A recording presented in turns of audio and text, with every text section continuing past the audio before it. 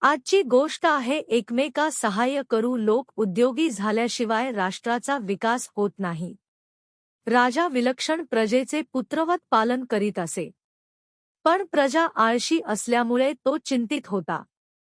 दरबारातल्या वयोवृद्धांना त्याने विचारले काय करावे म्हणजे प्रजा कार्यप्रवण होईल. तेव्हा एका वृद्धाने सांगितले त्याप्रमाणे त्याने केले. गजबजलेल्या रस्त्यात एक मोठा दगड ठेवला. जाणारे येणारे दगडाच्या बाजूने जाऊ लागले व दगड ठेवण्याची निंदा करू लागले. पण दगड हलवण्याचे कोणाच्याही मनात आले नाही. काही दिवसांनी एक माणूस त्या मार्गाने चालला होता.